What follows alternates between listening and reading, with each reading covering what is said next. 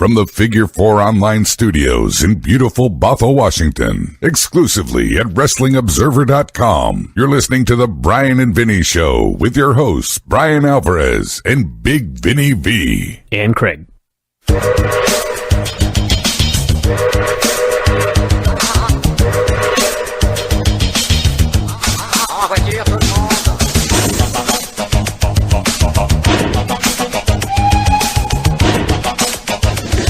Well, if you're hearing this, we're on the air. It's Brian, Vinny, and Craig Show, everybody. So Nitro was doing a Taboo Tuesday gimmick, where fans could dial a 900 line to vote for one heel and one babyface to be in the main event. You Call the Shots, it was called. Yeah. And one of the options to for the babyface to be in the main event of Nitro was Dave Sullivan. I suspect he got 0 votes. Well, it was funny because, like, this was so long ago that the interactive stuff they did involved a landline telephone. That's right. As opposed to the internet. Right. You had to spend 99 cents to call their 900 line, and you were going to get to choose one man out of the babyface locker room, and then you would choose one man out of the heel locker room. And they pretty much told you throughout the show with there was no ifs, ands, or buts. They wanted you to choose Sting versus Flair. Yeah, the other options were not appealing. Bischoff flat out told you what to vote for. Yes. He told you how to spend your 99 cents on their product. He was so excited. Bischoff I will talk more about these locker rooms here in a moment. All right. They also announced that Randy Savage was in the building, but he had not been cleared to wrestle, and he never appeared. No. I didn't realize that until right now. Opening match, Cobra versus the Giant. Fake Oh, Sting. God help us all with that music. I just imagine dogs barking everywhere. See, what the hell? I don't remember. Was that the Cobra's actual music, or did they get rid of his song and just add in... I'm pretty sure his music was, in fact, Morse code. Okay. So Morse it was code so played. loud in the speakers, though. It did sound like it had been put back in. I thought it was a glitch. It hurt my ears. Like, I thought it might be an Amber Alert that they just beeped over my WWE network. Yeah. I thought there was breaking news that WWE got good. So Giant grabbed the ring announcer, Dave Penzer, hoisted him to the sky, and said, "Declare this a title match." And he did so. I should have mentioned, by the way, Giant came out wearing the title belt around his waist like a champion should. Dude, this guy already had great championship poise. Yeah. He came out with that belt around his waist, and it was like, whoa, that dude's the champ. It ain't nobody going to beat that guy. Yeah, keep in mind, this was his second major television match ever. That's right. It's astounding.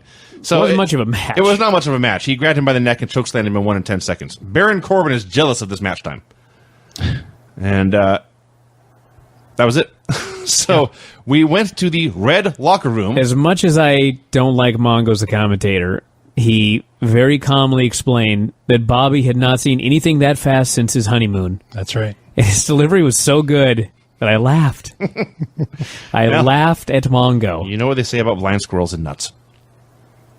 So, Gene Oakland was in the red locker room, which is Carney for the heels.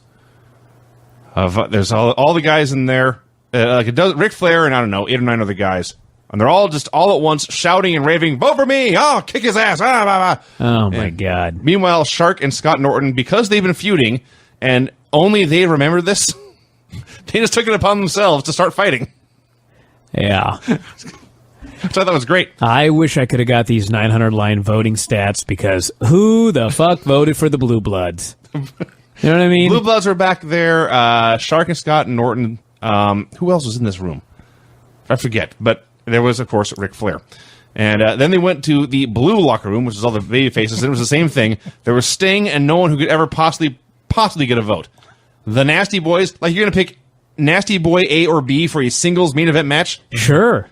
Or Alex Wright. Alex Wright, Mr. JL. Alex Wright, at least Mr. JL was saying, vote for me. But, like, Alex Wright's there in the background, and you can just tell he don't give a shit. No. He knows there's no one voting for him. Yes. Why bother? He's just standing there. And Sting, of course, is begging for Ric Flair. And all of these men were just yelling. Yes. It was awesome. And the funny thing is, you see this chair bouncing around in the background. It's like, what is their folding chair? And it's Hacksaw walking back and forth for no other good reason, holding a chair above his head. Yes. And just walking with it. The thing that disturbed me the most about it is you did mention Dave Sullivan being there. Yeah. It's Dave Sullivan and a rabbit. Right. Have you ever had rabbits? I have. Yeah, oh yeah. Okay. The last thing a fucking rabbit wants is to be in a room with a bunch of giant screaming men. I'm sure that's true. You would need a prescription to keep him that calm. That's true. The only thing that really disturbed me was Alex Wright's one earring. I couldn't take my eyes off of it. It looked very effeminate. Wow. I'm just saying. At a World War III promo, I can't wait for that pay-per-view. Yeah. 3 rings, 60 men. Biggest battle royal of all time. Three rings, 3 giants. That's right. That's right. A giant in each ring. Yeah. That was the gimmick. So I love this. Wrestlers should be madmen. And this is just a bunch of madmen. And Alex Wright. Speaking of. And the Blue Bloods. Okay. I don't even know what to say about this next bit. They went to Venice Beach, California, Oh, God, please, no. where there was a man on rollerblades. Craig, help me out. Was this a bass or a guitar? This was a guitar. It was a guitar, okay. He was wearing a turban, it seemed. He's something wacky on his head and rollerblades and playing a guitar. He was wearing a little speaker that he was jamming on his guitar, and obviously the sound was coming out of the The amp. quote unquote amp All right. that took probably D batteries. That's not a very I good love amp. that Craig's takeaway from this is that's horrible musical equipment. Absolutely. That's what Craig got from this Dude, segment. if they've been doing a radio show, I've been ranting about something myself. I don't blame him. He was wearing some bad Ray-Bans, and So anyway, go ahead. there's this guy. Yeah. Surrounding them is a crowd of 20 to 30. He's singing about Hulk Hogan, by the way. Yeah. Yes. In a very horrible Jimi Hendrix-esque style. Yeah. So they're surrounded by, 20 or 30, let's call them normal people. Sure. It's a bit of a stretch. but Yes, actually, everybody surrounding them was looking at them Yes. like they were completely out of their minds. Yes. And then the last 3 men, Hulk Hogan, dressed head to toe in black on the beach. No mustache. No mustache still. It's been a month now. Randy Savage, dressed head to toe in black on the beach. And in the middle, Homeless man? a random hobo. Yeah. I don't know. So Babbling. all 3 of them. As best I could tell. And I can't tell very well, so I may be wrong on this.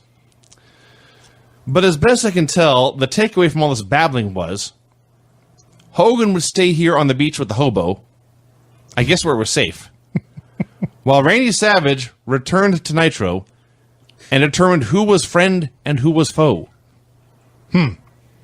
So Hogan was playing Vladimir Putin. That's what you're saying. Kinda. He sent Randy he gave him a task. This was bad. Actually, I thought this was terrible. Oh, it was. It was All I could terribly think about- awesome. All I could think about watching this was, it's no wonder that Hogan turned heel, like, at all. Well, it wasn't just this, but it's been like the last 9 Nitros. Every time Hogan comes on the screen, it's just like looking at him with modern eyes. He is a 1980s comic book hero Walking cartoon. who all of a sudden it's 1995 and he's doing the same exact cartoon gimmick. And all those kids that grew up with Hulk Hogan in the 80s, now they're teenagers or early 20s, and they're looking at this guy going, look at this dumb shit. And he was here doing this promo at the beginning, just classic Hulk Hogan, talking about a big, stinky, wart-infested giant. That's right. And I'm like, oh my God, you're killing yourself here, dude. And he was. He was. What did you write, Sammy? I just wrote, this feels like modern-day WWE booking. Kind of. I don't know. This would have fit right in on Monday Night Raw. This would have been better than most of Monday Night Raw. Well, Significantly the show better as than a most of whole Monday would Night Raw. have, definitely. I don't know about this segment. I mean, it was at least it was energetic. My friends were watching Nitro with me, and they walked out of the room during this segment. Well, they walked out at the wrong time. Yeah. Kevin Sullivan wrestled the Renegade. Okay, yeah, sure. Wrestled, I use that term loosely. Yeah. I got to talk about this here. All right, go ahead. All I got to say is that this Renegade, God bless him, was absolutely horrible. Absolutely horrible. In his Ultimate Warrior ripoff gimmick, is actually worse watching it today than it was at the time. And the thing was, he made the Ultimate Warrior look like a world-class worker. Yes, you have as the exact... much as people bury the Ultimate Warrior, it's not until you watch the Renegade that you realize how much talent and charisma Jim Hellwig actually had to be the Ultimate Warrior. Yeah. Like, you want to make fun of the Warrior like he was a shitty worker and all he did was shake the ropes and shit like that. Well, why don't you go be the Warrior? Because it's not as easy as it looks, clearly, as we learned here in this. And the funny thing is, Renegade actually does a cartwheel at one point. Yeah. And it's a beautiful cartwheel. Yes. Which proves to you also that it takes much more than athleticism to be a good professional wrestler. He ran in and he was going 1,000,000 miles an hour. And when you're bad at something, you don't do it quickly because it just makes it look even worse. Yeah. Oh, this guy. It is mind-boggling that they went out in search of an Ultimate Warrior clone. Got this and guy. came with a guy who is not just he is that much worse. It's they threw a rock at Gold's Gym and it hit this guy. All right, you're the guy. Oh yeah, it's entirely possible. I also like that Kevin Sullivan's the booker, and the show starts, and it's one Sullivan guy after another coming out and beating the shit out of somebody. Of course. I never really was a watcher of WCW, so this was the first time I ever saw Renegade, and it really was kind of like nothing special other than they felt they buried him. But the finish, in hindsight, with what Jimmy Hart was saying to him, was really hard to watch for me. Yeah. In hindsight. I don't even remember what Jimmy Hart said. What did he say? Jimmy Hart poured beer in his face. He wiped his makeup it's off. over. Forget about it. Yeah. Your career is over. Yeah. Said, you're not the Renegade. You're just plain old Rick. Yeah, plain old Rick ended up, unfortunately, ending his own life. Yeah. I think, if I remember right, and it's been 20 years, but I think they actually did try bringing him back as non-makeup Renegade. Just a guy, and obviously it didn't work out too good. Well, we'll find out because we're going to keep watching. They went back to the red locker room. This was so great. Okay, it's the same gimmick. All the heels campaign for a match, and really it's going to be the Ric Flair show, and everyone knows it. So it starts, first of all, from the get-go, Norton and Shark are like, you want to go outside? Yeah, all right. And they leave to fight. And now, so they leave. That hurt their voting. I'm sure it did. Bet. I don't know if one of them did it or if it's a coincidence, but when they leave, the lights go out. Yeah. Like someone hit the clapper and the lights are just gone. So Gene starts to talk about it, and Ric Flair has the mic, and ain't no stopping Ric Flair. No. In light or in darkness, it don't matter. I'm the nature boy. I will take care of any man in front of me. And a few seconds go by, and the lights come back on, and Ric Flair does not miss a beat. Like the Lord above, he says, I have brought the light back. This segment is why Ric Flair is the best wrestler ever. Well, that in the main event. Mm-hmm. Yeah. So, God, this is great. Chris Benoit had a great little... Who did that intentionally? Yes. Gene's very good as well. Gene was one of those guys. Gene is so ridiculously under. One of the things that was so much better about wrestling back in the day was because everything wasn't scripted. When something went wrong, the dudes just improvised. Yeah. Gene was a master. It didn't matter what happened. He just kept going. Can you imagine if, like, Pretty Young Devin in NXT, if the lights would have gone out, what a disaster. They'd have to retape that thing 9 times. Yeah. Chris Benoit versus Eddie Guerrero. Oh, man. Yeah. You know what's funny is everything to say about it. Go ahead. I was talking to Dave off the air on Monday, and you got to just separate Benoit from what he did. We just gotta. If we're gonna review this show, we gotta just this is just him as a wrestler. Forget whatever he did. This guy was amazing. You know what I mean? So good. It's painful. It's painful to speak of this because of what he did, but the reality is, he was like one of the greatest workers of all time. Like maybe one of the 5 greatest workers there has ever been. And like I said last time we watched a Benoit match, I had not watched a Benoit match since I think I watched the Kurt Angle, Chris Benoit Royal Rumble match that was 5 stars. I think I watched that it was maybe 2007, 2008 or something like that. It was after he'd done his deal. And because I remember we watched it because I remembered it had a 5-star rating, and we decided to go back for some reason and watch it again to see if it was really a 5-star match. And it was one of those matches for the first 3/4 of the match, you're just going, how the hell did we give this match 5 stars? Like, really good match, but it's not that good. And then by the time it's over, you're like, that may have been 6 stars right there. Yeah. That match was so good. So I hadn't watched a Benoit match in at least 5-6 years.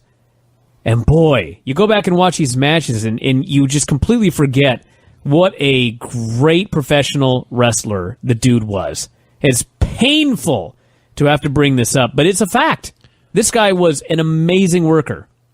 Listening to Jericho's podcast actually just today, and he says he will never, ever go back and watch a Benoit match. Yeah. And even with the stuff that he was in, because they were talking about him, he's getting tweets that they should put Benoit in the Hall of Fame. And he's like, absolutely not. Oh, my course God. not. Come on, you idiots. Yeah, exactly. Anyway. There's a lot of idiots out there. Yeah. But as a wrestling match, this was incredible. Might as well give away a pay-per-view for free while you're at it. Oh, wait, never mind. That's right. So, also, as long as we're saying nice things about Chris Benoit, what a mullet on this man. I don't know if we're necessarily saying nice things. It's Yeah. a fact here. There's a fact in a sweet mullet. So, yes, you cannot watch a match with these men. First of all, Benoit especially, you're going to be uncomfortable the whole time, but everything the announcers say is going to sound wrong. Mm-hmm. For example, Mongo noted that every time he met Eddie Guerrero, his heart got a little bit bigger. I did not notice that. Yeah, that sucks. So they had like the best average match you ever saw with a great finish. Benoit, they have this. The place, I don't want to say the place is dead, but they were at maybe a scale of 1 to 10. They were a 6 or a 7 for most of this match. And they start having a brawl in the apron. They shoot right up to 10. And then Benoit goes to suplex him back in, and Eddie falls on top. And Benoit's feet are under the ropes, but the ref counts 3 anyway. So Benoit, of course, is protesting. Mongo's laughing, and Heenan loses his mind and says, "That's not fair. That man was screwed. His feet were under the ropes. He was robbed." And Bischoff just cackles and says, "We don't have time for slow-mo." Yeah. We got to go back to this babyface locker room. Yes, they did. One other thing about this Benoit match here. I don't want to read Benoit's mind, God forbid. No. But when you watch this guy wrestle, and this is not like praise of Chris Benoit, this is actually the opposite. Every single thing, he never flinched. Like, if you're going to kick this fucker right in the head, he was just going to take it. Yeah. He was gonna get hit in the head. If he had to deliver a suplex off the top rope and it required him landing on his own head, who gives a shit? He was going to do it. He was going to land on his own head. And at the same time, when you see him, like, this is the second match in a row that he's powerbombed Eddie half to death. Oh, my God. And what does he do? I can't read his mind, but when I watch him wrestle, the impression I got of Chris Benoit was he was a guy that he took this very, very, very seriously. And, if he was going to get a concussion, who gives a shit? He was going to have a great match no matter what. It didn't matter if he got his bell rung. He was going to go out the next night. It didn't matter if he did something crazy and it was going to cause him to land on his head or his neck or whatever. He's just going to do it. And at the same time, in his mind, I'm going to give you a fucking power bomb. I ain't going to kill you. But you're going to get up. You're going to be fine. It may hurt really bad, but you know what? You're going to be okay. And that's the style of match that he worked. And not good. Not good. I don't want to say that he, didn't take care of his opponents, because he did. But at the same time, he had a very physical way of working. And he wasn't going to take any bullshit. He wasn't going to take any, I don't want to take this move, or, go light, or don't chop me too hard. He was going to beat the shit out of you, and he expected you to beat the shit out of him, and he didn't want to hear any bitching about it. That's just the way he was going to work. And unfortunately, well, obviously we know how that turned out. Don't wrestle like that, everybody. What I loved about this match is it played off of the match they had. I don't know if it was last week or the week before, but you remember the finish of that match was the Dragon Suplex. That's right. So Benoit goes for the Dragon Suplex, but Eddie escapes and then ends up getting draped over the top rope, and that led to the suplex back in, but it was the finish. So it played off of that, and also he whipped out that powerbomb yet again. And you said that was the last one we saw was the worst powerbomb you've ever seen in your life. This was a close second. This was neck and neck. Oh, my God. So, yeah, it was not all flowers and butterflies with Chris Benoit's work. There was a lot of really bad stuff about it. But he was a hell of a worker. God, he was good. I want to ask you guys something. So this is about the second match they've had on Nitro. And it looks to me there's going to be a lot of future matches with the same pairings. And I'm thinking, what makes this different than current WWE booking? We always complain that... I was going to get to that in the main event, in fact. Oh, okay, go ahead. I'm glad you brought that up, but let's table it for a few minutes. Okay. Shivani was in the blue locker room with all the crazy baby faces. Sting's begging fans to vote for him, and he says to Ric Flair, quote, "I don't like you. I hate you." Awesome. I'm glad we clarified that. There's an ad for Fall Brawl available on something called Home Video Cassette. Craig, does your son know what VHS is? You know what? I think he stumbled upon some in the garage. That sounds wrong. Marked ECW. Sounds so wrong. Oh, boy. Sorry. Bischoff finally announced that Sting versus Flair was going to be the main event, and he also noted it was not a surprise. So, yes, Sting versus Ric Flair. So, what I thought watching this match, as our friend Sammy here noted, when I reviewed SmackDown, all I did was list stats of how often we've seen these rematches and how much I'm tired of them. I could watch Sting and Ric Flair wrestle each other every week to the end of time. True. And not get bored. Now, part of that, of course, is Ric Flair's great. Duh. But I was watching this, trying to figure out... And by the way, largely the same match. Maybe not move every single time, but... May have been, actually. At some point... This is Flair and Sting. Flair's going to throw some chops. Sting's going to no-sell him. Sting's going to beat his chest. Flair's going to cry and run away. Flair's going to do the flop in the corner and get clotheslined on the outside. There'll be a lot of press slams. A lot of chops, no-sold. Eventually a long figure four spot. Uh-huh. So it is like the same thing every time, but great every time. And the key difference is, as much as it was the same stuff every time, it never felt scripted. Because it wasn't.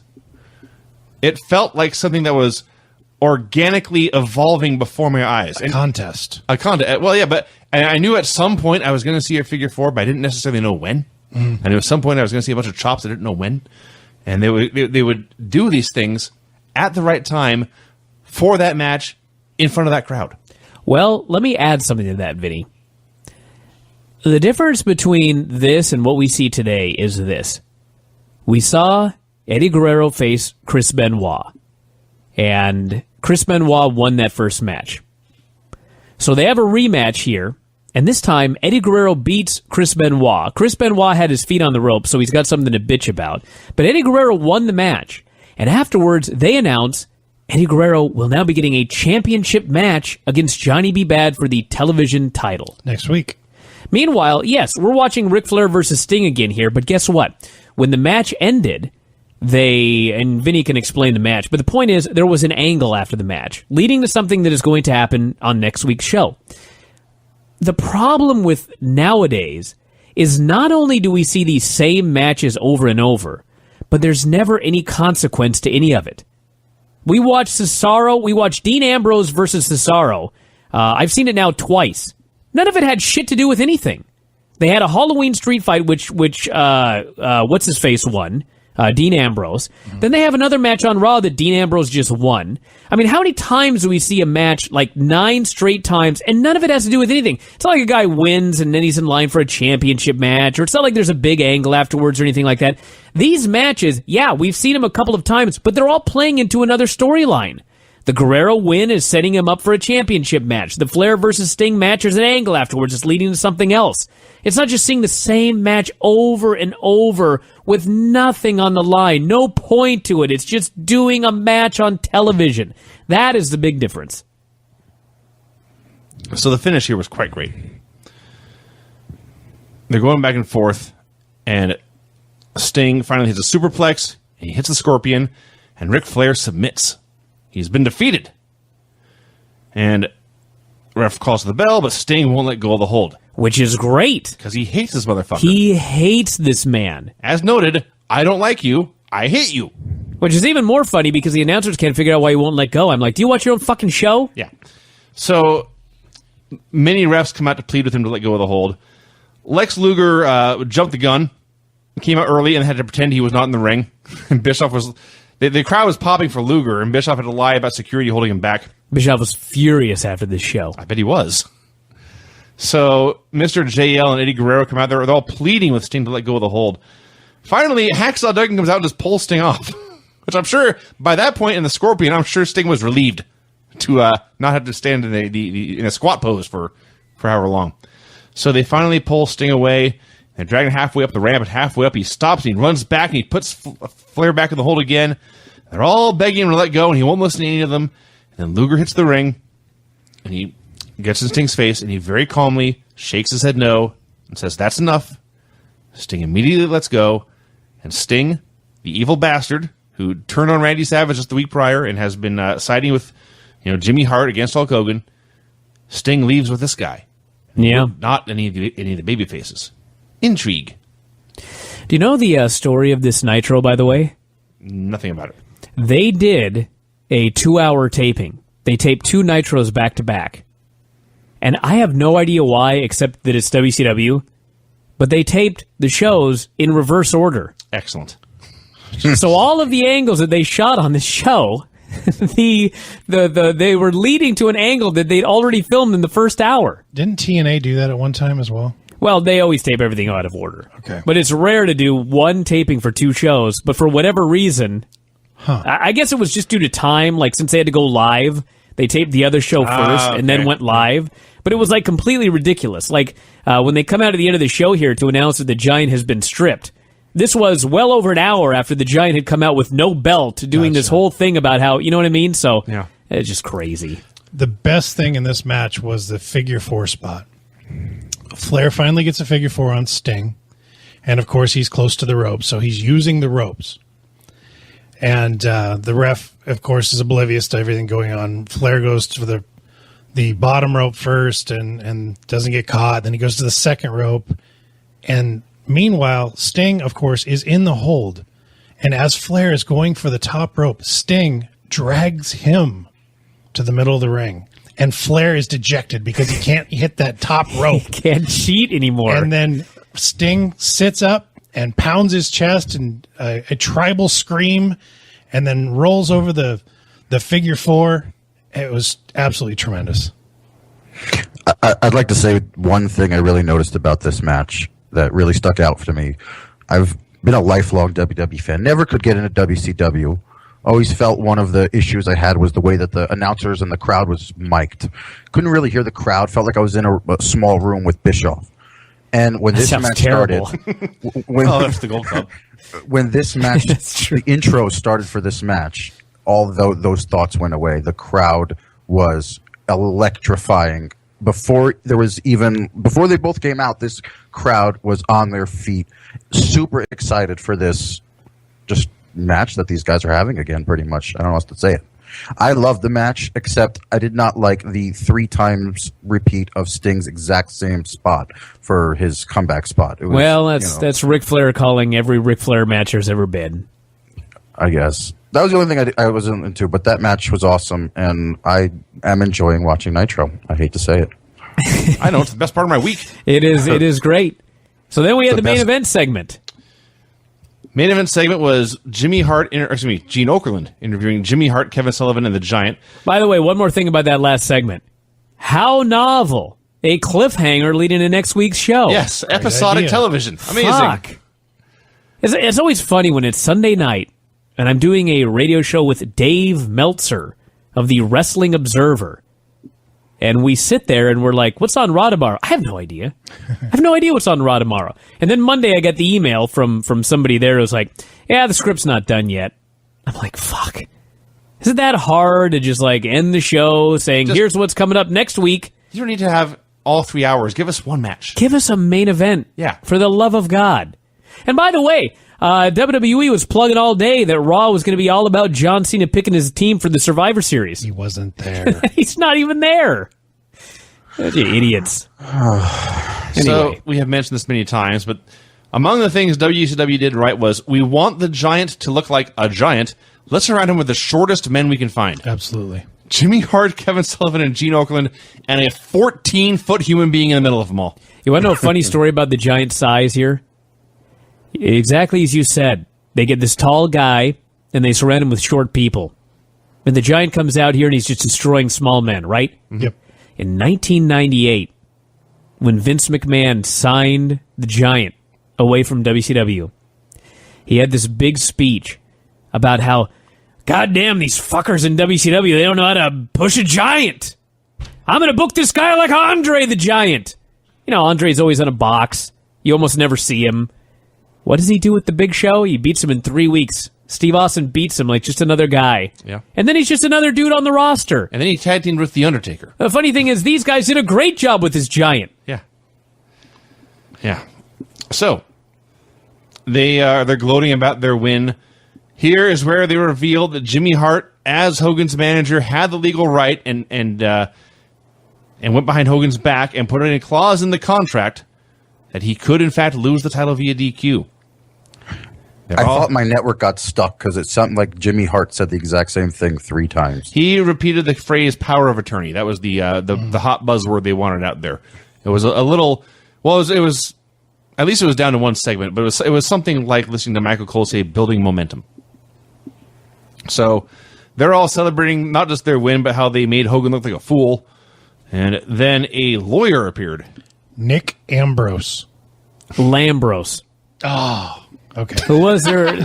He was their legit lawyer. Really? Yeah, So one of them. he explained that the contract was legal and binding. However, the Giant was not the world champion.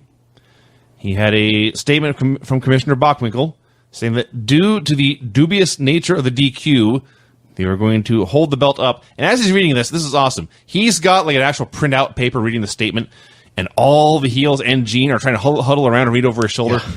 And the Giant peers over these little men. He's looking straight down, and I don't know if he did this on purpose, but he scratched his head like an ape. I always loved when somebody came to Gene with a statement, and Gene, without missing a beat, stops what he's doing, and he pulls his glasses out of his jacket. Yeah. He puts them on so he can make sure he can read it. God, Gene was so good. He was amazing. He is so great. Absolutely amazing. So they announced that the Giant is being stripped of his belt, and the belt will be awarded to the winner of the 60-man Battle Royal at World War III. All the heels rant and rave about how cruel and unfair and tragic life is. And finally, Sullivan pulls himself together and says, fine, whatever, take the belt. Giant will just win the damn Battle Royal and take it back there. That's right. And then they cut to the announcers, and they're plugging the Battle Royal. They're promising injuries and careers being over and a new champion. And Sting and Flair was amazing and awesome. There's nothing else on the show you really need to see. Let's do this Nitro show. So I've never actually read the episode previews, but I couldn't help but notice that, first of all, the image was a man who I would later learn was Hulk Hogan. Yes. Decked all in black, wielding a sword. And I look over on the preview, and it says, quote, on this episode of WC Monday Nitro, armed with a sword, Hulk Hogan steps further into the darkness to challenge the Dungeon of Doom. What the fuck? Oh, little did you know, my man. So yes, the show starts, and the announcers introduce things, and they go to a pre-taped Hulk Hogan promo. So what they did was, this was in November, so all the Halloween stuff was probably on sale at the party supply store. So they went out and bought all the cheap Halloween stuff, graveyards or gravestones and swords and masks and whatever the hell else they could find. Stacked it all up, played like scary music, and Hulk Hogan's in this black mask wielding a sword cutting a promo. But he's still doing a Hulk Hogan voice, you know? It's the Hulkster through and through. This is the wackiest thing. I think, ironically, he may have been the Count of Monte Cristo. Possibly. I guess. I don't know. So he said Randy Savage would bring him the head of Meng on a silver platter. He did not know if he could trust Sting, because Sting had left last week's show with Lex Luger, but he vowed to find that out in the future. I was just bewildered by this. He mentioned the lightness, which I guess is the opposite of the darkness. I suppose. I've always thought it was just the light. Is very, I can't even explain this. He was just all out of his mind, dressed up in a Zorro mask and like a cape, and he had a sword or something. I had no idea what was going on. Like, I had no idea what was happening. It was, and it sounds, I'm sure this is on WrestleCrap somewhere. And the thing is, as weird and bizarre as it wasn't bad enough or weird enough or bizarre enough to be funny. It was just weird. Yeah, you got to go back, everybody, and watch this to fully... I can't do it justice. I can't even begin to explain what happened. It was just the craziest thing. Yeah. And then Bobby Heenan, after seeing this, predicted Hogan would be the first man eliminated in the World War III triple ring 60-man battle royal. Who's going to eliminate the guy with the sword? It's a very unlikely prediction. Yeah. Randy Savage versus Meng. Savage came out through the crowd to attack Meng from behind. Most of the match was just Meng chopping Savage in the corner. And finally, Savage was able to bonk Meng into Jimmy Hart, and he hit the big elbow for the win. And the rest of the crew ran out and attacked Savage, and Luger appeared and started wrapping his arm around the post. I loved when Sullivan's coming out with Meng at the beginning of the match, and Sullivan is ranting into the camera. And what is he saying? He's talking about how the World War III pay-per-view is going to be the biggest event of all time. Bigger, he says, than the Super Bowl. He was wrong. Yeah. Typical Savage match. Yeah, it was nothing. He sold and sold and sold, and then got the quick elbow and pin. It's funny with Savage, like, I watched him during this match, and I just thought, I would have loved to have had a match with Randy Savage. Oh, hell yeah. I mean, aside from the elbow, in his later years, his hips were going bad, and so he would just drop all of his weight on you with his elbow and virtually kill you. But in this period, he just looked, he looked great, he worked great, but he looked like he was just light as a feather. And Meng looked great. I mean, this looked like just the easiest match with these two guys. And it was funny because this was 1995. This was almost 1996. This was November 1995. And the difference in Randy Savage between early 1996 and 1999, 3 short years, startling. And it all changed when he decided, I've got to get as big and as muscular as possible. And I think that some older guys figure that that's a way to make you feel young again. And maybe it does, but god damn does it accelerate your aging. He just looked like a completely different person in 1999. It was crazy how young he looked here in 1996 compared to 3 years later. So there you go. And by the way, when he got his arm destroyed, Luger destroyed his arm, which was not taped, although it was taped the week prior, and it really was injured. Oh. Well, there you go. And I like Luger's pinstripe Zubaz. I have thought about this in 15 years. I have a cousin who worked at a shoe store in Atlanta, and Luger came in with his kids one day. He was wearing Zubaz and a polo shirt and a big gold medallion. That sounds like Luger. I thought about that. Seriously, it's been 20 years. He may have been wearing that when he came to the building here. He might have. He just took off the medallion. Kazuki Sasaki versus Chris Benoit. What a weird match. Yes, it was. They only had about 2 minutes, so they went 1,000,000 miles an hour.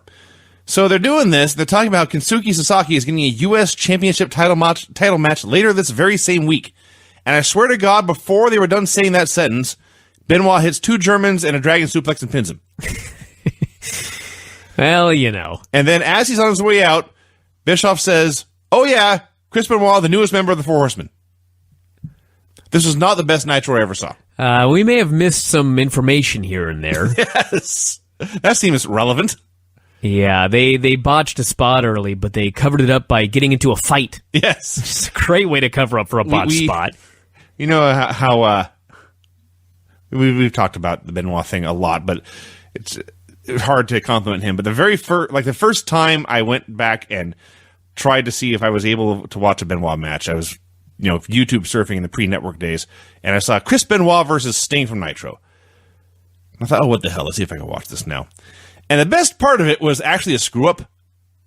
Benoit goes to whip Sting on the ropes, and Sting does not hear the spot, and so he holds on.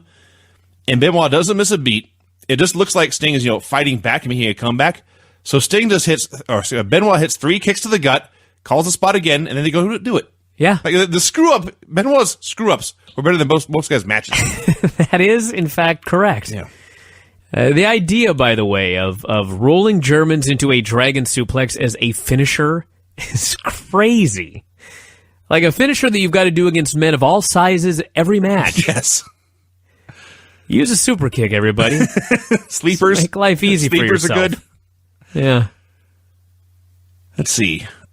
Johnny B. Bad versus Eddie Guerrero. I thought this was awesome. Yeah, let me mention something before you say that. All right. Hulk Hogan lately, he's been doing a lot of interviews, and he talks about his bad back and how if he could, he would not change anything about his career except for one thing. He would stop doing the leg drop. Ah, And the leg drop. He goes, my gimmick was that I had the largest arms in the world. Why didn't I just use the sleeper hold? And I thought about it, and it's like, well, he's right, but like, can you imagine Hulk Hogan back in the day where his Hulk up ended with a sleeper? He could have done the X-Bomber. Sure. That would have been a good finish. I don't know why he didn't just use the leg drop. What'd you have to finish it up? Or I'm sorry, the big boot. Oh, there. What do you have to finish it up with the leg drop for? Just big boot him and pin him. I don't know. How's that any worse than an FU? I don't know. Or dropping a bent leg on somebody's chest? I don't know. Anyway. So, Johnny B. Bad versus Eddie Guerrero. Like I say, I thought this match was awesome. So they're doing Johnny's the TV champion, and they're doing a time limit draw. So the first 5 minutes is similar to a primitive version of what a Ring of Honor match would be now.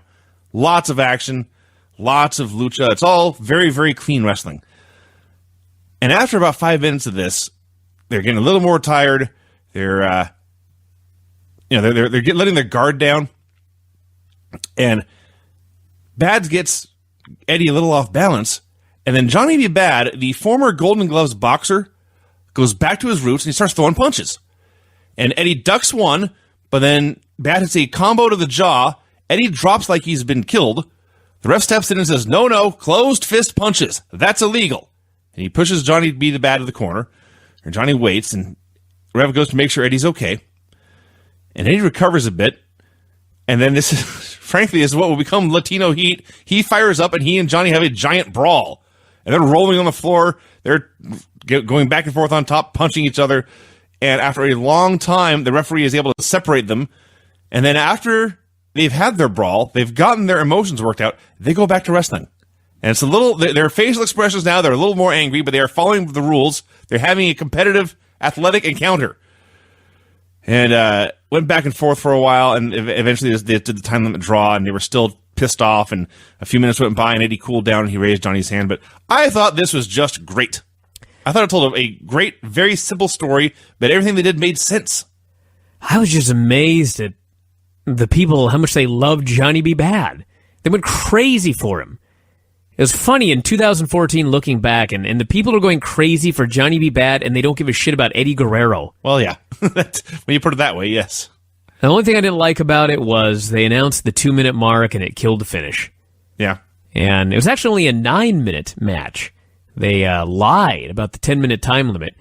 And that was also funny because the idea in 2014 of a TV match with a 10-minute time limit, there would be 3 draws every Monday. Yeah. Well, in that era, yes. This era. There are not 3 10-minute matches on Raw. Oh, come on. Well, you know what? Let me think. The tag matches always 12 minutes. Go back. Yeah, Main events are always more than 10 minutes. You're right. Let's see. They announced that Hulk Hogan was calling out Sting for next week. They didn't show Hogan doing this. They just said it was happening. Yeah. What was the story with Saturday night's main event? In the sense that they did the preview, and was it supposed to be wrestling on a spaceship or a flying saucer? You mean there's the Saturday night show? There's all this mechanical rigmarole. That was their set. I don't know why it was their set. Maybe just because they were on Universal Studios and they had a spare part laying around to make it. The guys were beamed up like in Star Trek whenever their graphic appeared on the screen. Well, even in the actual show. It's the great big sliding door and steam everywhere. Yeah, I don't know what it was supposed to be. Airlock, I don't know. It's crazy. Gene Okerlund interviewed Hart, Sullivan, and the Giant. Sullivan said he had been thinking of ways to end Hulk Hogan for 10 years. At WrestleMania 1, Kevin Sullivan was somewhere in Florida saying, how can I put a stop to this man? That's right, yeah, he'd been thinking about it for a long time. Yes. And Giant vowed to end Hulkamania at World War III, win the Battle Royal, and be world champion forever. And he did none of these things. Fortunately not. I was brought back to my childhood during Sullivan's promo, where he just spent a lot of time talking about how this is the World Heavyweight Championship. It's the most important thing in this business. It's all anybody wants is this belt. And I just felt like a little kid again, because that's what I grew up with. Yeah. I grew up where the belt was the fucking thing that you wanted to have. And it's interesting, too, because when I was a kid, you couldn't just go get a belt. When I started the Youth Wrestling Federation in 92, holy Christ, to get a belt, I had to go down to Mr. T's Trophies and have him make a bunch of brass plates. And then I had to go to a saddle maker. I'm not making this up. I went to a place by the, it was in, where's the Evergreen State Fair? Monroe. I had to go all the way to Monroe to a saddle maker who cut the leather, and then they attached these brass plates that I got at Mr. T's Trophy Store. That's how you had to make a belt. The closest thing was you could maybe get like a kind of a metal and plastic and pleather belt through like Pro Wrestling Illustrated magazine. But like if you wanted a belt when I was a kid, you had to win a belt. You couldn't just go to Wildcat Belts and buy it. You had to win it. They didn't sell it at the merchandise stand unless it was just like a cheap plastic replica. When I was a kid, like, man, the idea of winning a belt. And this belt was the most important thing in the world. The only way you'd ever get it is to become a wrestler and win it. Nowadays, it's just bullshit. It's one more thing you have to get in your luggage. Yeah. Sad. Everything about wrestling today is sad. Main event was Sting versus Dean Malenko. So the whole point of this was we're going to have Sting go over in the end, but up to that point, we're going to do everything we can to make Dean Malenko look awesome. That was their idea. Nobody alerted Steve McMichael. They're having this match, and Michael is going off about how Malenko posed no threat to Sting because he is small. Oh, God, this idiot. And Bischoff says, well, he starts talking about watching Dan Gable whip men's asses bigger than him. And then right before they go to commercial, Bob Mongo says, sometimes my football team lost games, but we never whine like these wrestlers do. What in the hell? He's an idiot. Why did they hire him, and why did it take him so long? Actually, he was never fired. They took him off the mic and put him in the ring. Because he was Steve McMichael, dude. Is he that close friends with Bischoff? He was Steve McMichael. He was Mongo of the Chicago Bears. You got to put him on commentary. It was 10 years before Nitro started. The funniest thing is just watching a pro wrestling announcer, Bischoff putting over small men. He goes, yeah, I saw Dan Gable eat these big men for lunch. Mm-hmm. And Mongo's trying to kill the gimmick. I was just like, you idiot. So they come back from break, and during the commercial, obviously this smartened Mongo up. He's going out of his way to talk about how Malenko has proven him wrong. And so anyway, eventually Malenko takes most of the match, but he goes for a cloverleaf, and Sting reverses it to a cradle for the win, and that was that. When this match started, I was like, what? Sting versus Dean Malenko? What a weird match. And then they went in there and they had a hell of a match. Yes. Dean even gave him this sweet German suplex, dropped him right on his shoulders, like a high-level German. Yes. I was like, man, this is a good match. And then Malenko's pissed afterwards because he got out-wrestled by Sting. Yeah, he was defeated, and it mattered to him. Mattered to me, too, back then. Everything mattered. I'm sad now. Well, not everything. That Hulk Hogan with a sword mattered, damn it. No, it didn't. So Oakland closes the show by interviewing Sting in the ring. He brings up Hogan's challenge. Now, keep in mind, by the way, as I mentioned last week, this was taped before last week's show, which is why fans were completely baffled and quiet when Gene is talking about how Sting walked out on Hogan, which, of course, had not happened. And the fans who stuck around saw it happen an hour later. I see. Yeah. I've forgotten about that. So, Sting says he did not know what Hogan's problem was. He didn't want to fight, but he had let it slide when Hogan had called him a little dog waiting in the porch. In fact, he was the big dog around these parts. He had a long list of men he had beaten. He was not running away from this fight, and he was ready to fight Hogan next week. And the announcers killed time for a while, and that was that. Yahoo!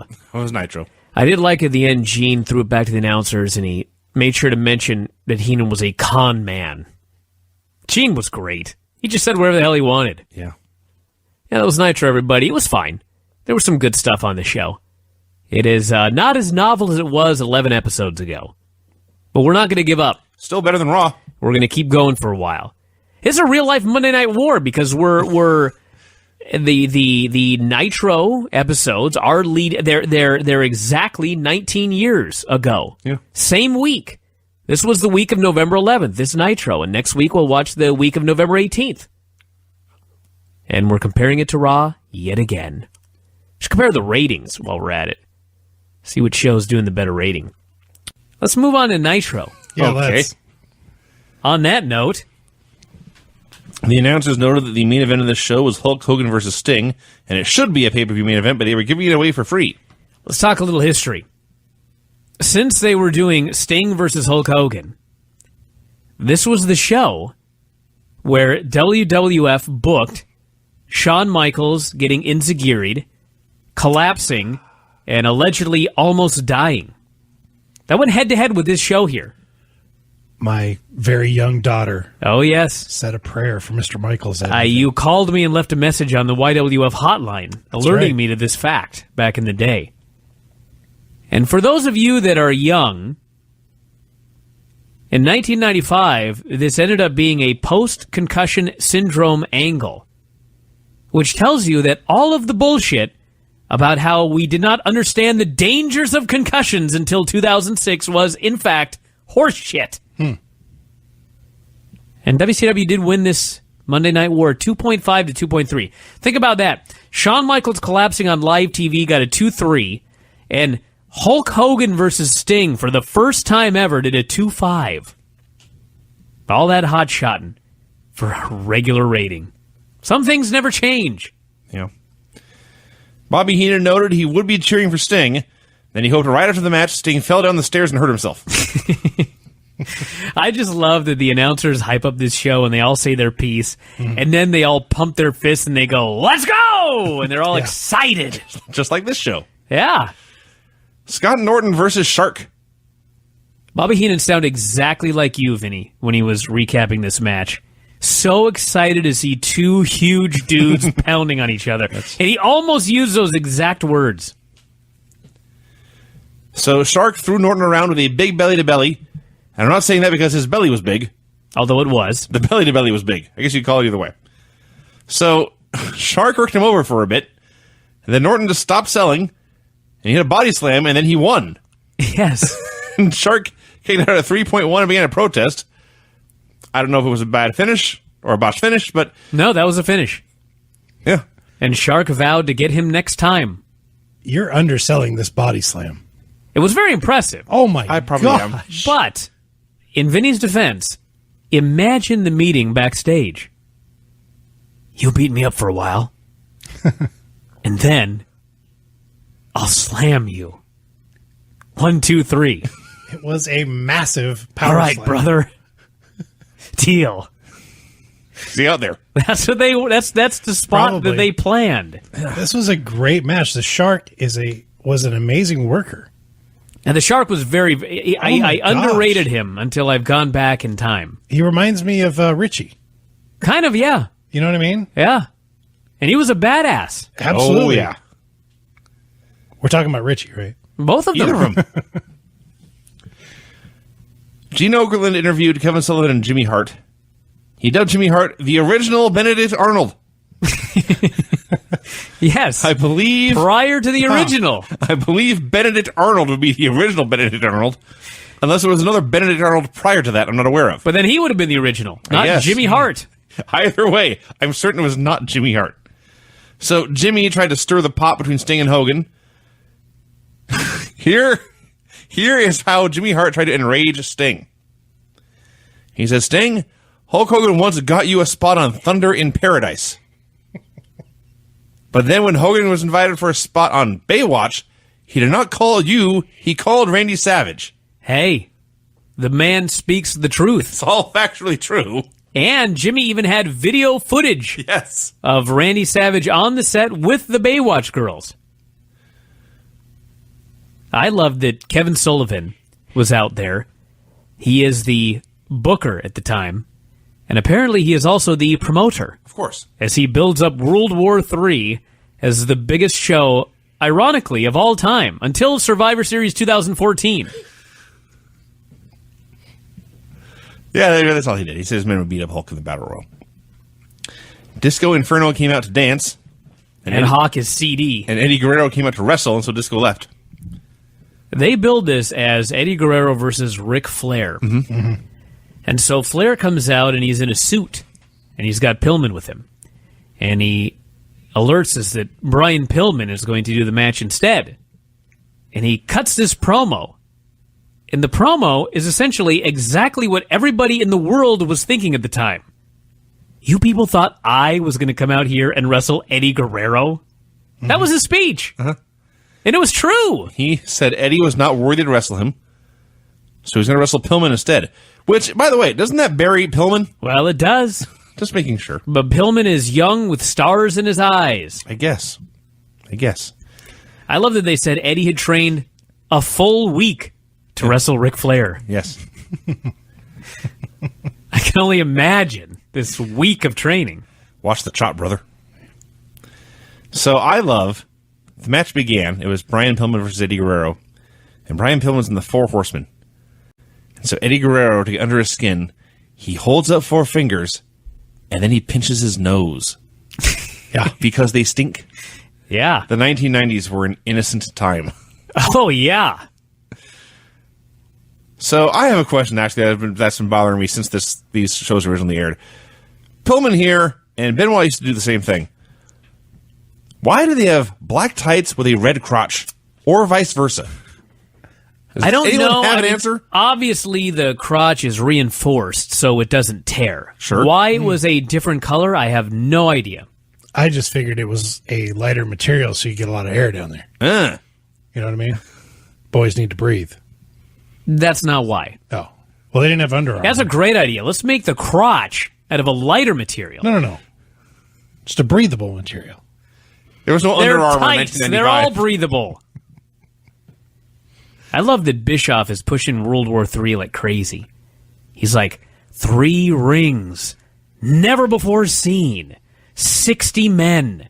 1 man is going to become the champion of the world. 3 giants. 3 giants. He's going to have to beat 59 other men. And Bobby's going on and on about how this man will earn millions of dollars by winning this battle royal. Yes. And all I could think was, I can't wait to watch this main event. Forget the Survivor Series. Yeah. They made me excited for the World War III 3-man battle royal. It was no good. It was not. Well, next week, everybody, we got to watch Nitro in the 3-ring battle royal. Got to watch the pay-per-view main event. But it's funny because I don't even know what else is on the pay-per-view. I don't think they plugged one match. I don't think they had one other match for the World War III pay-per-view here on the Go Home Show. I presume this is the Go Home Show, right? Yeah. I think so.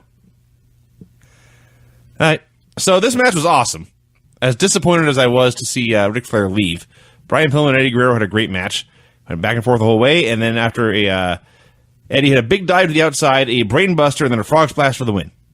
So to recap, in this match, Eddie Guerrero used a brain buster as a setup move. Yes. In a match that followed a bout where the finish was a body slam. Right. Yes. Funny how that works. That's just makes sense. I was listening to Steve Austin, his podcast with Flair from a few weeks ago, and Austin stated that Brian Pillman threw one of the hardest chops in wrestling, and I was like, Pillman? And then I watched this match. Holy God, he threw...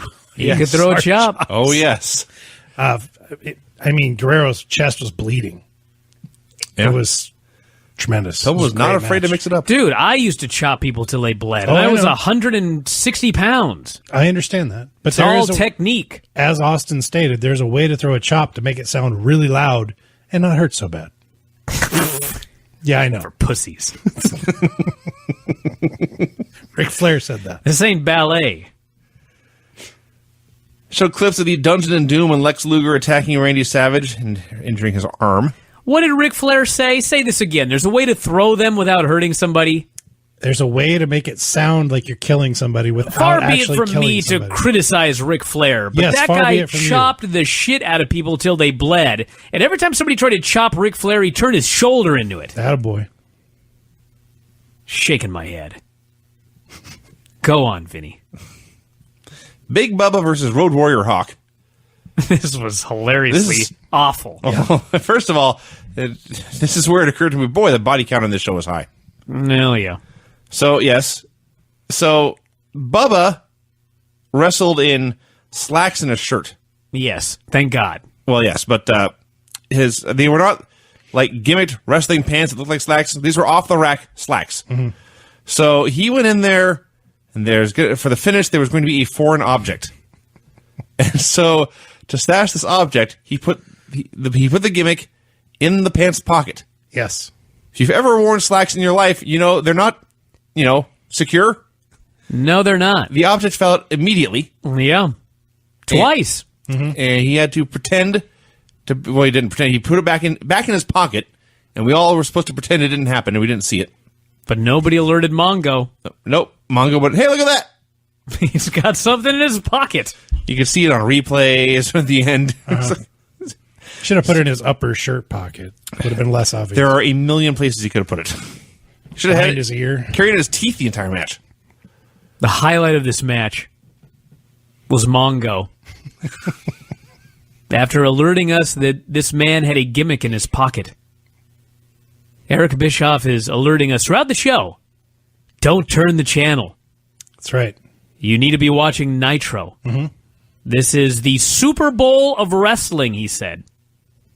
And Mongo deadpan says, why would anyone change the channel? In the middle of Hawk versus Big Bubba. During a spot, mind you, where I think they botched a spot, but they were both down on the mat doing nothing. This sucked. Except for the finish. So, on that note.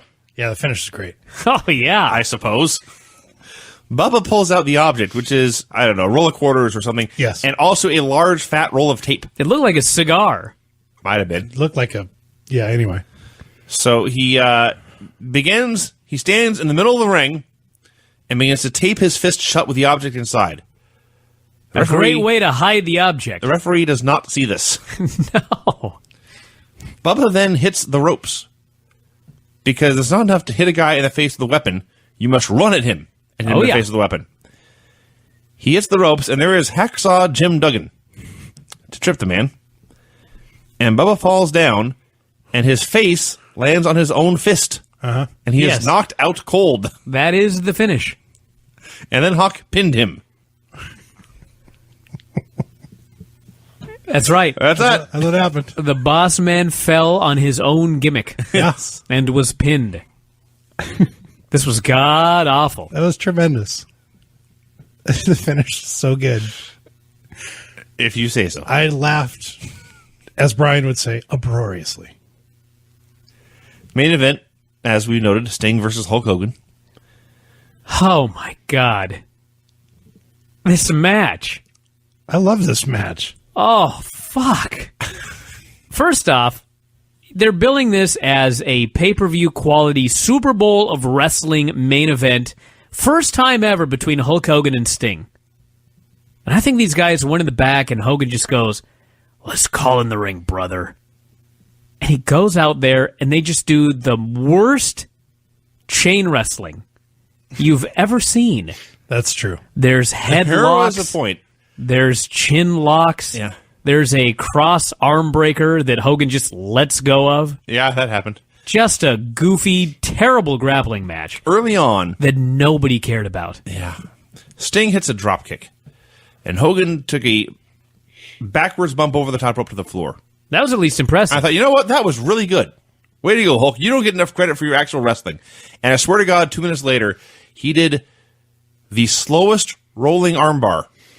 I literally cannot fathom, because when you do this move, at one point you do a somersault, and then gravity will take you down.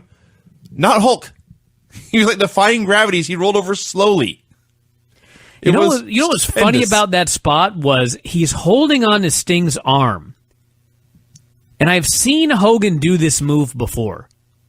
And for some reason, when he grabbed Sting's arm, I knew he was going to do this move. And all I can conclude was that he had not done it in so long that he wasn't quite sure That actually is possible. how to do it. He may have forgot. Because he set it up, and I thought he was going to apply it in a certain way, but then he started going another way, and he managed to pull it off, but it was extraordinarily slow. I think he just wasn't sure he knew exactly how to do it and decided he was just going to try it anyway. Because God knows he tried a lot of shit in this match. It didn't work. You know that volcano in Hawaii where lava is oozing towards houses? Mm-hmm. That's the speed Hogan was moving with here. Yeah. Did you notice, by the way, he was wearing red cowboy boots. Uh-huh. And they were not resold cowboy boots. These were cowboy boots with a heel and everything. Yeah. What, Hogan's going to kick you? I'm just saying, those are awful slick to be running around in. Well, Where did he run? You mean walk around Maybe and that's what fall down and miss slowed him spots? down. So we're actually glossing over some important details of the entrance here, or the opening. His Monte Cristo outfit? Sting came out and was nearly burned to death by his own pyro, which is a very WCW thing to do. He even noted in the camera, that was too close. Then Savage comes out, and at least they did a distraction opening, not a finish. Randy Savage comes out of the ramp, Sting's leading up on the ramp, and Hulk Hogan comes through the crowd. Now, many years ago, although many years after this aired, I forget why, but I was rewatching this with my buddy Sean. And Sean notes that what Hulk Hogan had here was black pants, red cowboy boots, a black shirt, and a Zorro mask to hide his identity. Right. So no one would recognize Hulk Hogan. Black do-rag. Yeah, Yeah. That was why he was wearing this? I guess. Why else had would to- you wear a mask? You had to come through the crowd, brother. You could have... I thought he was just trying to look intimidating. I guess that's possible. I don't know why he was wearing that mask. Yeah, He wore it when he was backstage in that segment last week when he was being Zorro. that's right. Craig, did you watch that? Yeah. What were your thoughts of Hogan and his sword? It was dumb. All right. Thank you. Enough said. I don't know. I thought there'd be something profound. All right. Well, that was pretty profound. So, as much as Bryan's buries this match, the fact is, when Hulk hit the Axe Bomber for a near fall and then went for the leg drop, he misses the leg drop. Grown men leapt to their feet. Yes. They were into the finish. I will give you that. Yeah. But the rest of this match was terrible. I thought Hogan worked really hard in this match. Clearly, you have low standards for the Hulkster. Absolutely. Have you seen him work? Funny thing is, I'm actually in the middle of you two. I thought it was just a very average match with one hysterically bad armbar. So, Sting puts him in the Scorpion, and Hogan is in pain, and Savage is encouraging him to fight on, and then the Dungeon of Doom hit the ring and attacked everyone for the DQ. And I Giant was watching Raw. Giant came out and was going to chokeslam both dudes, but Savage hit him with a chair. And Giant no-sold that. Poor Savage with his bad arm had to take a chokeslam here. And then Sting and Hulk using a chair together knocked the Giant out of the ring. It took both of the top two babyfaces and a chair to get rid of him. And they went to break. And they came back. Sullivan and Hart were going after Heenan at the announce desk. I don't know why. And Bischoff and Mongo yelled at them, and they left, and the show ended. Wow. I don't know. I was very disappointed in the main event. I thought they might try. Did you watch this before or after Raw? After. I watched it before. Maybe try that next week. And I'll like the main event better. Maybe. Highly unlikely. You Because what? I hated Raw. I should have been grading on quite a curve here. Maybe. Yeah, I thought this about sucked. Crowd hated Hulk Hogan. Yeah. You could see the trouble coming. The funny thing in the match itself, when Sting had him in the Scorpion Deathlock, Hogan's trying to get to the ropes and he's reaching out. He's yelling, "Help me, Macho Man. Help me." And he's reaching and reaching. Just the comedy of How him campy it was. Absolutely. It was ridiculous. You know what should have happened when he was asking for help is a bunny should have come down And humped him. and jumped on the apron and distracted him. And then humped him.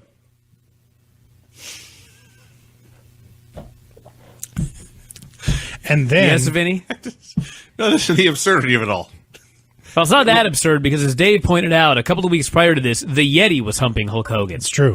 Which, by the way, whatever happened to the Yeti? He will be in the Battle Royal. I can't wait. I can confirm that. Oh, I bet you can't. He's one of the Giants. Wow. Yeah, they did a hell of a job building that up on the show that there was going to be a giant in every ring. I don't think they mentioned it a single time. I think one time, very quickly in passing, the words one-man gang came out. Apparently he's one of the Giants. One of the Giants? It's Giant, the Yeti, and is there not another Giant? No. Wow. That's why they brought in one-man gang. Shit. Who's the tallest, biggest guy we can find? There's got to be one more, right, Craig? I'm drawing a complete blank. Maybe Giant Gonzalez got into the country. I don't know. I wasn't at the border. Who cares? We'll find out next week. That's right. All right, everybody. On the show next week, we're going to review the main event of the World War III pay-per-view, and then we will review Nitro number 13 or whatever.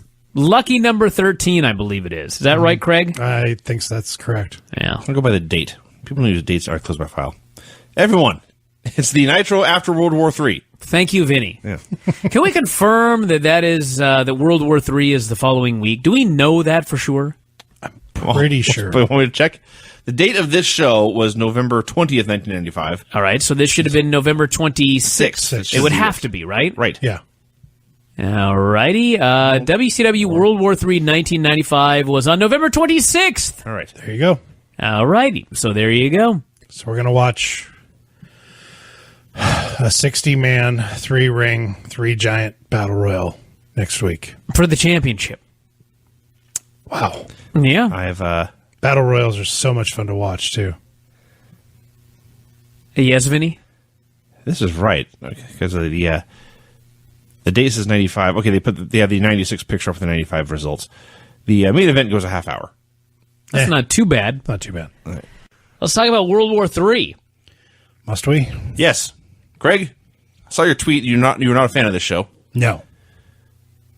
This was so much better than everything on Raw. To be fair, we only watched the Battle Royal, and I was told that the actual pay-per-view itself was a great pay-per-view. But I didn't want to invest 3 more hours. No. So I watched the Hogan promo. Mm-hmm. And then I watched World War III.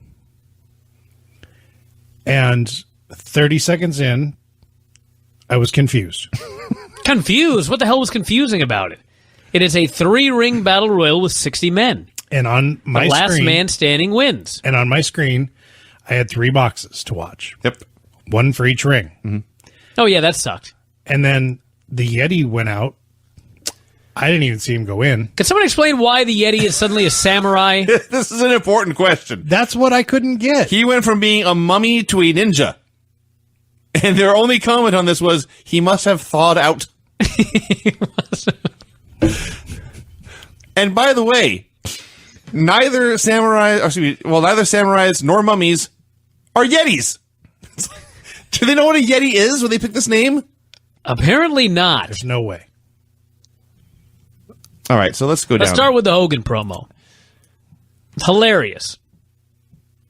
The whole point of this promo was that the Observer was wrong because they claimed that Savage had a legitimate injury. Yes. Hogan claimed that Savage was perfect. Yeah. Never mind the fact that on every previous Nitro, Randy Savage had been selling an arm injury, nor the fact that he sold an arm injury in 2 matches on this show, one of which was a finish. Not to mention, he had his arm completely bandaged, not only on Like this a mummy, show, in fact.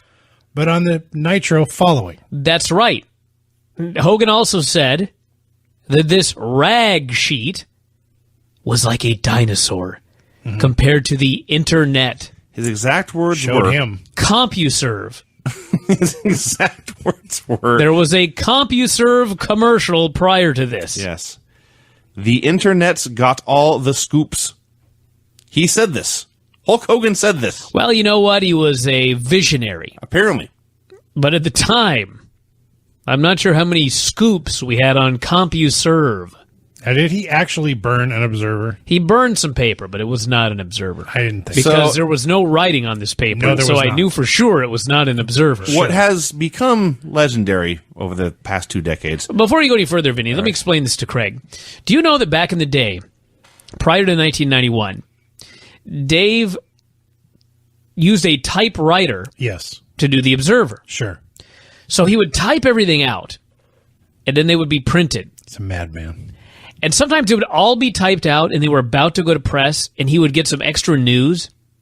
And so he would take a pen, and he would scribble in the margins and in the address label all of the extra news. So the idea that there would ever be a blank sheet of paper in the Observer is preposterous.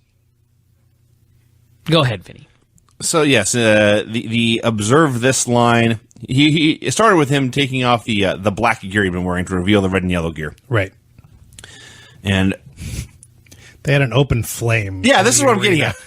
In front of him, there is a steel can or a tin can or a large metal receptacle, and he tears off the bandana and his black shirt, and he throws them into this can, and it doesn't quite get all the way in. So Sting reaches over to make sure that all the clothing gets into the can. Mm-hmm. And seconds after he pulls his hand away, the can explodes. Yeah. A fireball erupts. They nearly blew off Sting's hand. This does not get enough attention, nor does the fact that at this point, the fire went out of control. Hogan's ranting on about the Observer and Savage's arm and the Dungeon of Doom. Meanwhile, Sting is looking at the fire thinking, this is bad news. And meanwhile, Randy Savage is right next to them with fringe everywhere. Right. Yes. Paying no attention to the open flame. No. He's got his arms extended, and all of his feathers are right over this flame. I expected him to burst into flames at any moment. So there was acrid gray smoke filling the screen. How do you know it was acrid? Come on. Sting is looking back and forth like, is someone going to do something about this? They hand him a bottle of water. He attempts to put it out. Finally, they got under some kind of control. Sting is still waving smoke away. I laughed so hard at this, and not for the reasons that have become famous. It was amazing. I can only assume, it's clear that Hogan was doing whatever the hell he wanted, but I figured he would at least let people know, hey, I'm going to bring some pyro up on the stage to burn something. Mm-hmm. No, Hogan rigged up an exploding trash can somehow, or paid the 18 to do it or something, and he ignited this small bomb live on pay-per-view, and nearly burned Sting. I do have some experience with clothing and lighters. Back in the late 80s when the girls wore stretch pants made of spandex. Don't they do that today? Well, yes. They're called yoga pants. Right. But we were going to see a band. The band was called Dangerous Toys. I lit a cigarette because I used to smoke. Yes. And I thought it would be funny if I He's madly typing away. If I took this lighter and placed it under my buddy's girlfriend's backside. That thing went up like a tinderbox, and I had to put it out quickly. Why did you do this? Because I was stupid. That's the stupidest thing you've ever done. No. Oh. There's way more than that. Please tell me the young lady was all right. Yeah, she was fine. She did have to change her clothes before we left. I was just going to say Dangerous Toys on the Shocker soundtrack did an excellent cover of Alice Cooper's No More Mr. Nice Guy. Excellent. Yeah. It was a double bill, Dangerous Toys, and another band called Junkyard. It's a great show. Wow. Anyway, there was a 3-ring battle royal on this show. So I skipped ahead to that part then, after the Hogan promo.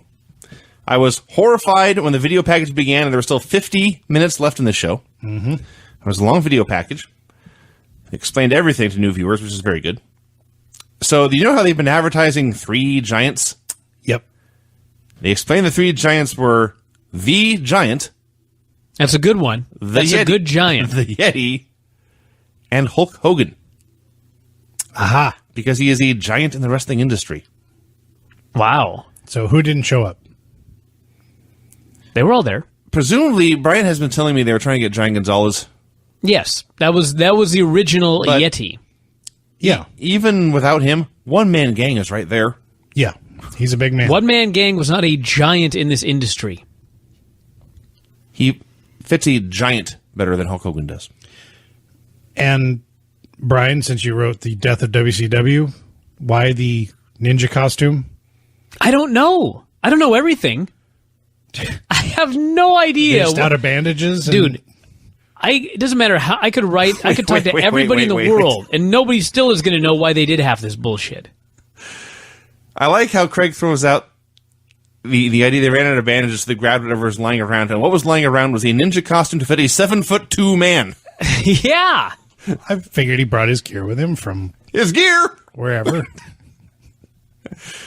I don't know. The super ninja. He's a foot taller than me. I can assure you he has a hard time finding clothes. And So the yet guys come out and yet there was a completely ninja at costume. random. Yes. The entrances by I themselves mean, were amazing. completely at random. They're not in alphabetical order. Randy Savage is coming in after Buddy Lee Parker. Yeah. And then following Randy Savage is Jumpin' Joey Maggs. I did not write down all the names. I wrote down all the names that made me laugh. And in doing so, I realized, like, Super Assassin number 2 came out. And then about 5 minutes later, I was Super Assassin number 1. There was Mike Winner, Pez Watley, Barrio Brother Ricky, at least 2 Armstrongs, Barrio Brother Fidel, I think Mark Starr. Somewhere in here was a guy I have never heard of before or since. I believe they called him Big Train Bart. So Yeah. it was actually funny because they obviously did not do 60 entrances. They played some music. Gary Michael Capetta read off a random list of names, and I was just It was stunned. not random. These men had to go backstage and get in a line. Yes. And then every single name had to be written down on a piece of paper. Yes. And they had to make sure that when they came out, nobody switched places in line. Yes. Now, the most amazing thing is that this was WCW, and nobody switched places. They lined up like school Nobody children. even switched places as a rib. They went 60 for 60. Yeah. All the names right. And I was thinking about it. I was like, can you imagine if one guy got out of order? How fucked up this would have been. Had to take a leak and Because you know that there's no way that Dave Penzer would have been able to keep up if one guy would have gotten out of the line. And it is actually, to me, looking back now, as a WCW historian, I need to rewrite the book now. This was a bigger miracle than the fact that they didn't fuck up Goldberg.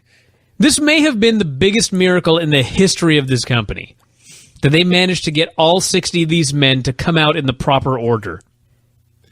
And then there's all these men in the ring. There's 3 rings with 60 men in them.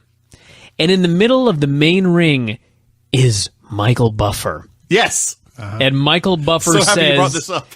in the most solemn manner possible, "Welcome to World War III." Now, we just talked about how amazing it was. What? We just talked about how amazing it was they got all 60 names correct. And you notice they did not let Michael Buffer touch that. They had Penzer or Capetta or whoever was there. Oh my God, can you imagine? Michael Buffer doing 60 names. Now, they then go to Michael Buffer to do his spiel, and his very first line, he botches the tagline. 3 rings, 60 men, 3 rings. He had one job. So finally, he said, let's get ready to rumble, and a bunch of pyro went off, and the Battle Royal started. And they had the 3 rings, and they cut to a very, very wide shot, and 60 men started to fight. And I imagine, like, if you... This looked like World War III. Yeah. I was going to say, like, a beehive from very far away. Mm-hmm. You could see there was action going on, there was a but den of activity. nothing more distinct than that. Yes. Then they went to a split screen, or 3 split screens, actually, with one ring in each picture. No, it was one split screen with 3 screens. Okay, yeah. But I'm not sure this actually helped or hurt. It hurt. Badly. Oh my God. They had a split screen. You couldn't figure out what the hell was going on. And worse, they had split announcers, all of whom were randomly screaming. Everybody in the world was screaming during this moment. It was exactly like World War III. The fans were screaming. All of the wrestlers were screaming. And every time they cut to an announcer, he was screaming. And then it would scream to another announcer who would also be screaming. Mm-hmm. This was the most hilarious train wreck. And the funny thing was, 10 minutes in, there was the announcement that 31 men remain. And I was like, 31 fucking men are left after 10 minutes? But then I realized they got rid of 29 men. Yes. There were a lot of men in this battle royal. Ironically, the first one out was Mike Winner. I believe he was followed immediately by the Yeti. The Yeti was this. I'm not sure because they missed the Yeti's elimination. He may have just fallen out. Yeah. I'm not entirely sure. Lex Luger, the smartest man in the match, spent at least 2/3 of it on the floor. Just not getting involved with any of that mess. There was a lot of action. Mark Starr, we talked about him. A bunch of guys started beating up Hogan, including, as Heenan told us, there's Boss Man. The best thing about the announcers, they didn't have booths for all of them. And seated randomly right next to the ring is Gene. He's like inches away from the ring. He's practically on the apron in a folding chair doing commentary. Finally, after 20 minutes, there are 16 men left. It felt so much longer. And they get put in one ring. Thank God. Everybody's sweating their balls off. I got to give them credit. They were all working very hard. They were. And the funny thing when you watch, the best part of this match, besides all the men coming down to the ring, was to watch the various ways in which people were eliminated. There were guys like the Zodiac, who you think nothing of, who took these giant ass-over-tea kettle flying bumps to the outside. And then other guys like Hawk could not possibly have given a shit less, and they rolled gently to the floor. Hawk was actually great because he's doing something with, I believe it was Kurosawa, but he's the guy he's working with is on the apron, and Hawk's on the inside reaching over, grabbing this dude's arm. And for some reason, it was critical that Hulk Hogan does this elimination. I don't know why they couldn't just go over. But Hulk's not there. And Hawk starts looking around. He can't find Hulk. And finally, Hulk moves into shouting range. And the camera's right there. And Hawk turns back over his shoulder and screams, Terry!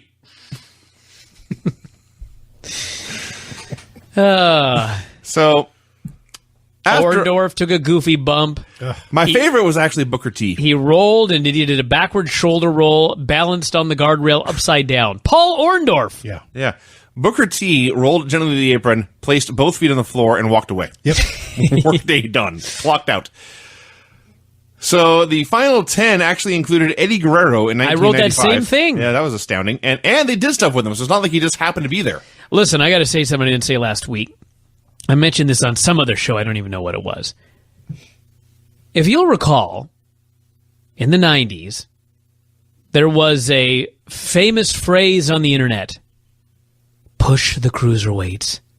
Yes. For years, I heard people say, push the cruiserweights. You've got to just push the cruiserweights. It became comedy, this push the cruiserweights deal.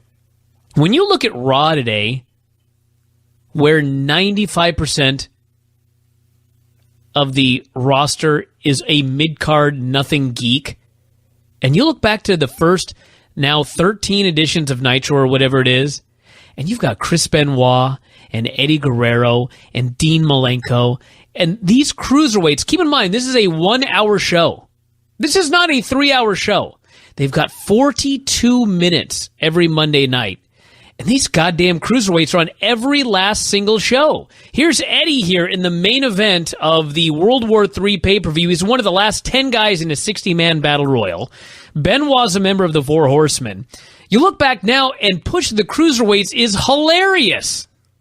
The cruiserweights are more over and bigger stars than 95% of the WWE roster nowadays. It's crazy. And back then, they weren't getting their just desserts. Yeah. So it came down to a final 6 of Hogan and Savage, Luger and Sting, Giant, and the one-man gang. So they kind of paired off with each pair of baby faces working over one of the big fellas. The OMG. The Moon, as Gary Hart called him. And Sting and Luger are trying to get Giant out when Hogan runs over and dumps out all three of them. What a dick. Him and John Cena should be a team. And Actually, I almost called it Big Show. Giant reached under the ropes, grabbed Hogan's boot, and dragged him to the floor. And they kept on brawling. And Savage, in a spot that was not shown on camera, eliminated the one-man gang. And somehow, even though the match had started with 60 men, and the first 58 eliminations went off without a hitch, and even though guys like Luger and Flair and Arn had all been brawling on the floor and leaving the ring back and forth without a problem, and everyone saw this, somehow when it got down to 6, everyone missed Hulk Hogan going under the bottom rope. No, they saw him going under the bottom rope. The announcers did. The referees did not. Oh, that was the point. I realized that. That's awful.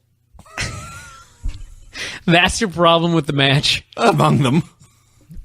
Yes.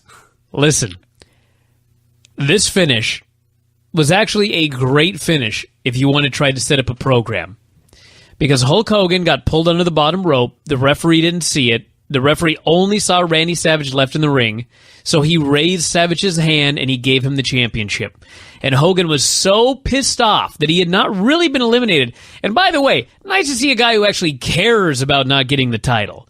Hogan was ready to cry again like he did in 1988 when he was fucked by Earl Hebner. So anyway, Hulk Hogan is outraged. And it's good booking to set up a Hogan-Savage program.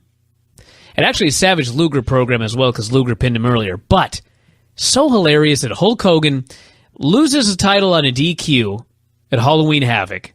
And then he comes back to the World War III show, and he can't even be thrown over the top rope. Oh. He's got to be screwed both times. It's hilarious. So they do the obvious post-match where Savage is victorious, but he has to tell Hulk, I didn't see what happened. I don't know how you're eliminated. Hulk is saying, well, watch the film, watch the video, you'll see. The film. They said both film and videotape. Mm-hmm. So they do this for several minutes to establish what happened. And by the way, when Savage was finally announced as the winner, because there was confusion with the referees too, they announced he was the winner, gave him the belt, raised his hand, and people booed because they knew this was bullshit. So, but after all of this, emotions start to settle. Everyone calms down a bit.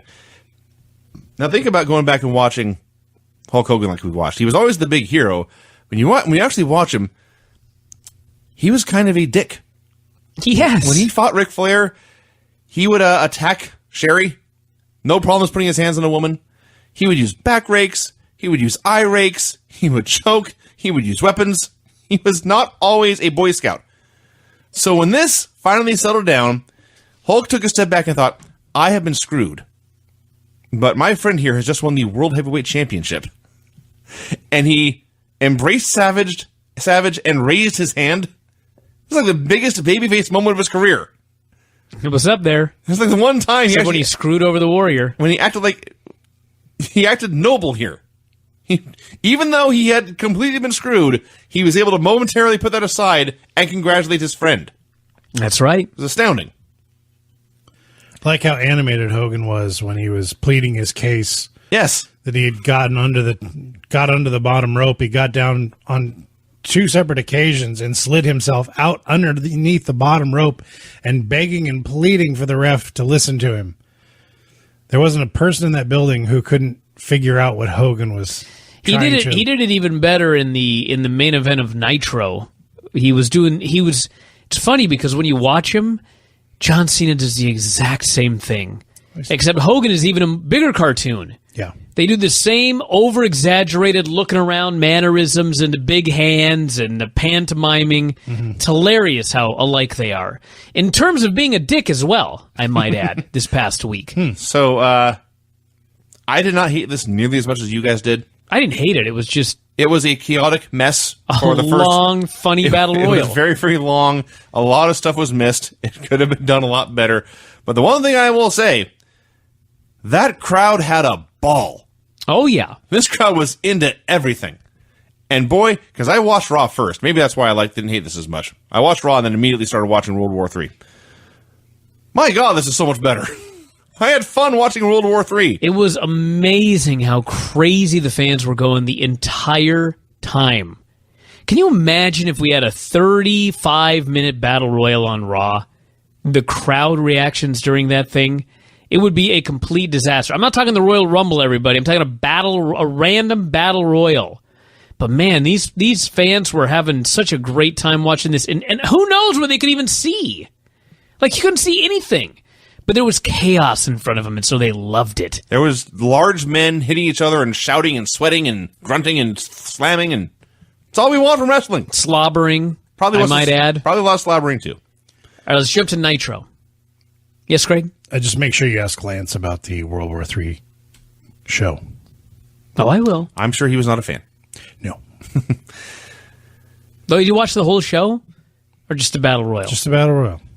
I didn't, like I said. How could he not like this action?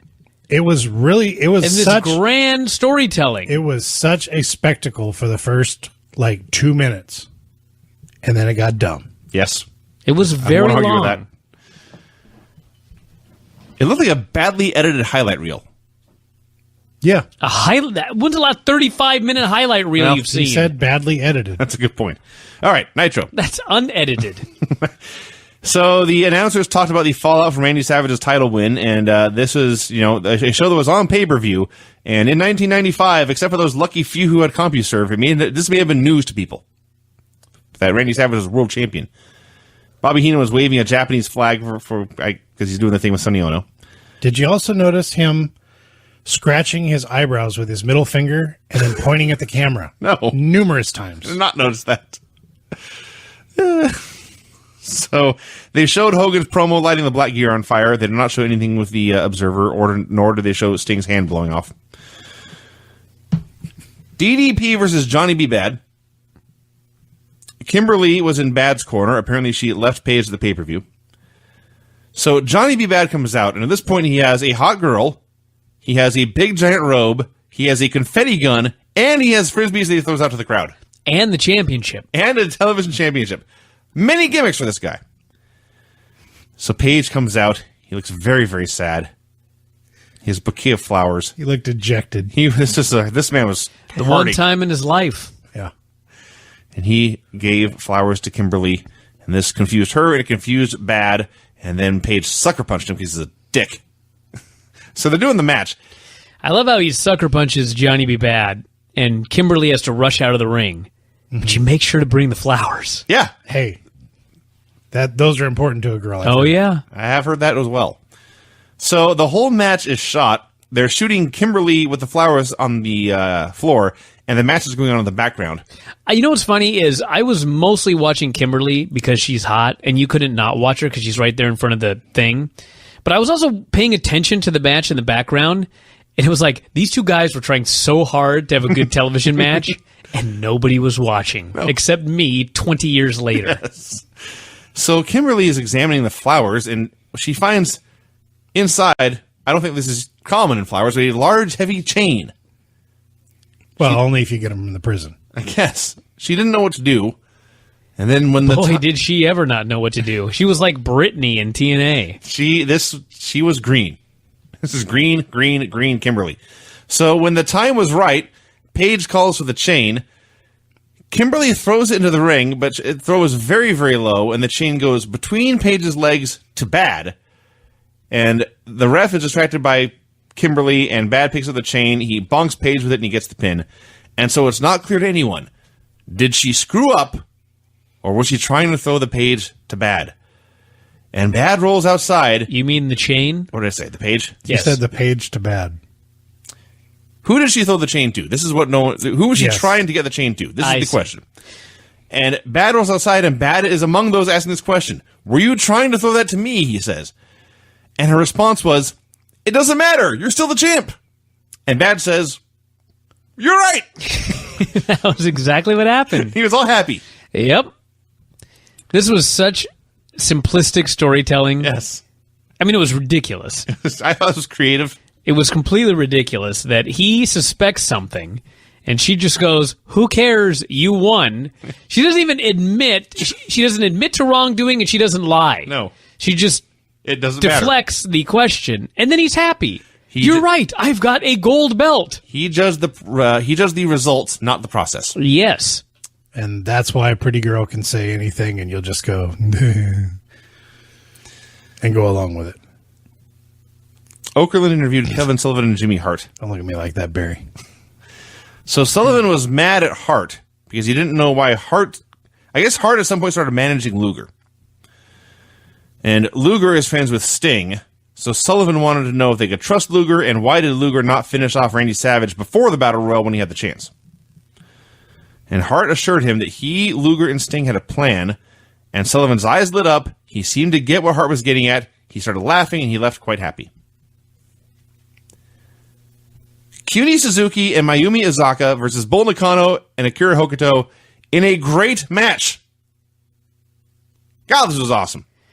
There was an amazing amount of yelling and shrieking in this match. The only way I could describe this earlier was to say it was, in fact, a Japanese women's pro wrestling match on Nitro. Yes. Lots and lots of action. Lots and lots and lots of screaming. Bull Nakano, looking back, you remember Bull Nakano as like a big bull of a woman? Sure. She wasn't that big. No. I would bet you anything that Havoc in TNA is much bigger than Bull Nakano. Awesome Kong, obviously, was significantly bigger. Yeah. And I don't know if you two are aware of this. Craig clearly isn't, because he's safe search is always on. Bull Nakano got really hot, even as of a few years ago. She lost a ton of weight. Didn't she take up, like, become a pro golfer? I don't know. I think One of the Japanese women from this era got into pro golf. Sure. But anyway, she became very good looking. And they had a hell of a match. She appeared to blow out her knee in the middle of it. And the most amazing thing about this match was how the fans were totally into it. And these were women they didn't even know. Yeah. Think about when you watch Raw nowadays, and you've got all of these women that people actually do know, and they don't give a shit about their matches. Or men they do know. 4 random Japanese women having a match on Nitro, and the people were into every bit of it. What a charming time. This was great. It was all action, back and forth pretty much constantly. The Hokuto and Nakano made a great team because they were very different. And after, like I said, lots and lots of action, Hokuto grabs one of the baby faces. I won't lie. I don't know which is which. But she hit a Fisherman Buster of Death. Just planted her right on top of her head. And got the pin. An awesome match. And I like to think at the end was, that woman once wrestled for Tulalip Championship Wrestling. How? How did that happen? I made the exact same mistake. Akira Hokuto? Is that who you're thinking of? Oh, it was Malia Saka. I did the exact same thing. Edit that out, please. Good luck, buddy. Yeah. I'm glad I'm not the only one. Yeah, I was so completely baffled for about 10 seconds right I knew there. exactly where he was going. I didn't want to stop him. I don't get embarrassed very often. I'm pretty embarrassed right now. You know what? I'll pay you to edit that out. We'll talk. I had totally forgotten the All Japan women were even on Nitro. And they went out there and tore it up. Like you said, nobody knew who they were. And by the end of the show, by the end of the match, you did. They were awesome. Or you didn't. Or you didn't. And you wanted to see it again. Let's move on, Vinny. Right. Hulk Hogan wrestled Hugh Morris. Or humorous, as Bobby Heenan made sure to say. Yeah. Bobby Heenan even was about to say humorous, and he stopped himself to say humorous. Yes. Yes. So they had every Hulk Hogan TV match ever. I couldn't believe that I was watching Hugh Morris against Hulk Hogan. Mm-hmm. There was a point, I glossed over this, but in the Battle Royal, Hulk Hogan was selling for one of the Barrio brothers. my mind basically broke. I cannot accept this. They had a competitive match. We had yes. Hugh Morris was so incredibly light with Hulk Hogan. Mm-hmm. Barely touched the guy. This man is now a head trainer in WWE Developmental in 2014. I thought the exact same thing. Hugh Morris. He was the jerk on the Tough Enough show. And to this day. Right. And I was thinking, that's the head trainer? That's the head trainer, buddy. Yeah. And you know why now when you saw him working so nice and light with Hulk Hogan. He did an awesome job. Yeah. So Hogan gave him like 2 minutes of offense, kicked out of his finish, did the Hulk Hogan comeback and won. That's what happened. Yeah. Oakland brought out Savage for an interview. In between this, they mentioned that the replay of World War III would be the next day. Make sure to set your VCRs. Yes. Let's see. Savage came out for an interview. He's talking about how he was happy to be world champion, but if Hogan had a problem, they could settle it right now. So Hogan came out to settle it right now. They showed the video from World War III, but right at the moment Giant was going to pull Hogan out, the screen went to static. Man, the old snow. And all I could think was, there was no other way for Randy Savage to watch this video, and he had not taken the time to watch it in the No, he'd have to 24 wait hours. till the next day to set his VCR for the replay. No one in the production truck had it queued up. All I could think was, if only the internet was as powerful as Hulk Hogan had claimed in his promo the night before, they wouldn't have this problem. That's right. It'd be on vines everywhere. It'd be digital. So, Fucking analog tapes. So, as the argument continued, Giant ran out and attacked both men. He chokeslammed Randy Savage on the floor, and he protected Savage as best he could, but that was still awfully brutal. Not only that, can you imagine trusting a guy as green as the Giant? You forget how green the Giant is because he's been so great. Yeah. But this guy had been in the business for a hiccup. And you're Macho Man Randy Savage. And you're like, sure, chokeslam me here on the ramp. On the cement, as they called it. But hey, the guy did the best he could. Still looked like it sucked. Yeah, Savage took the bump on his left side not to hurt the arm. Good God. Of course, Dave didn't know what he was talking about. Of course not. So Sting comes out, and anyway, they have this whole schmoz, and Hulk Hogan gets a chair, and the funniest thing is the chair shots that Hulk Hogan is hitting the Giant with. Yes. These chair shots would have cured a concussion. He starts hitting him in the back, and there are chair shots to the back. He's hitting a guy. And then Giant turns around, and yes, you've never seen anything so gentle in a wrestling encounter. Just a little tap. Over and over again. It's like Lance Storm was throwing the chair. It's amazing, actually, that... Lance Storm looked like Balls Mahoney compared to Hulk Hogan when he swung this chair. Yes. Lance was Masato Tanaka compared to Peace. It's just...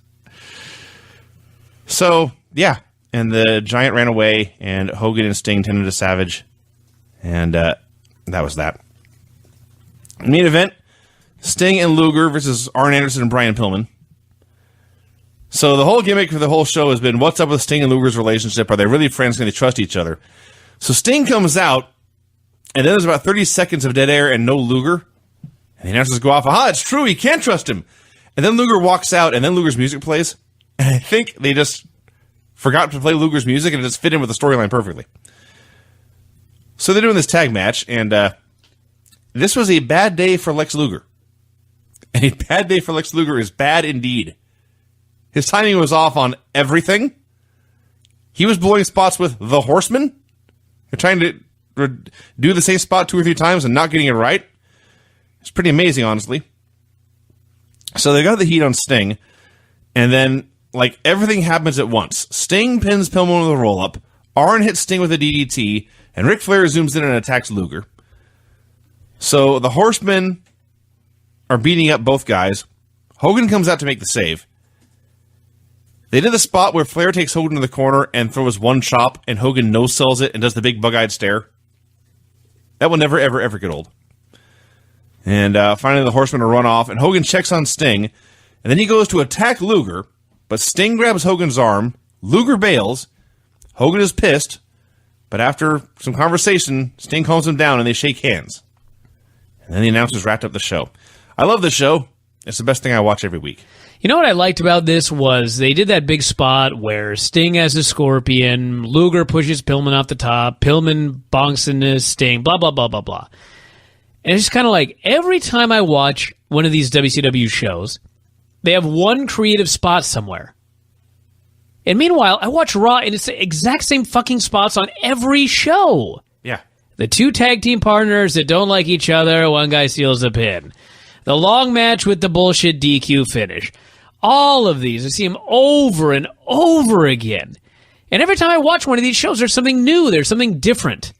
Like, why can't we have that again? Am I asking too much to have just something different on every show?